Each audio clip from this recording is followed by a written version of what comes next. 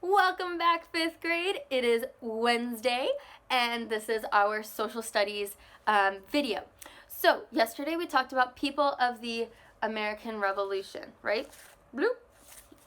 Today we're going to talk about events. We mentioned 2 of them yesterday, and I'm going to teach you about 2 more of them today.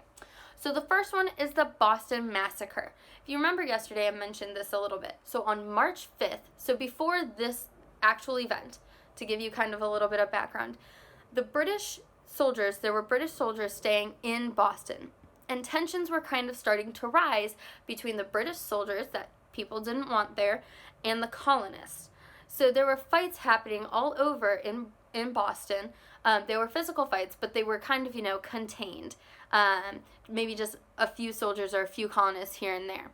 But one day, March 5th, 1770, it all kind of came to a head. Tensions were rising, people were angry. And so the colonists decided to surround some of the soldiers. And the soldiers panicked and started shooting. They ended up killing 5 people. So it's called a massacre because they killed 5 unarmed people. 5 people that just weren't there for a shootout, but they ended up killing 5 people. Now, what happened in that? One of the people that was killed was Crispus Attucks. He was a slave who had escaped slavery at 27. And then he was bringing people for a protest there in Boston. And he was one of them that was killed. People were very angry, obviously, at the British soldiers for the people that died.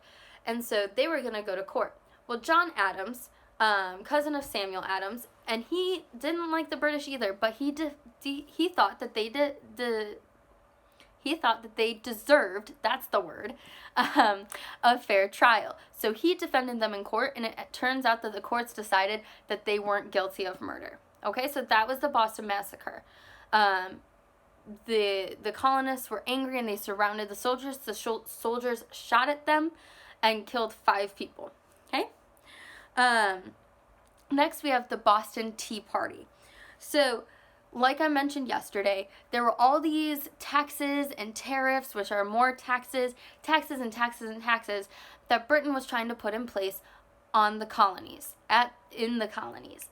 And so one of them was called the Tea Act, which means there was only the one company that colonists could buy their tea from. And colonists did not like that at all.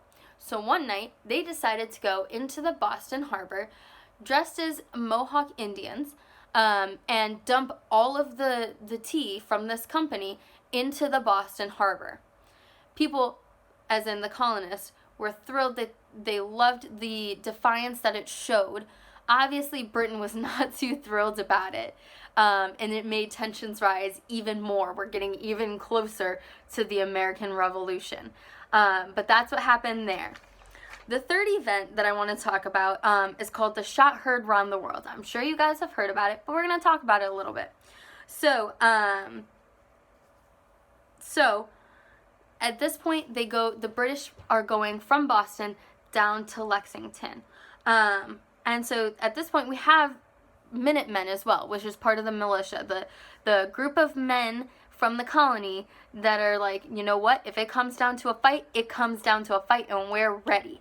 They may not be soldiers like the British soldiers were, but they were willing and ready to fight for their freedom. So it was the Minutemen versus the British. At some point, we're not sure who fired first, but somebody fired first. And it was the battle against the British, and the shot that was fired and the rest of the battle that went on the whole rest of the day was kind of the start of the American Revolution. And the reason why it's called the Shot Heard Round the World, Britain had this giant empire, the British Empire at this point. They had tons of colonies in tons of places.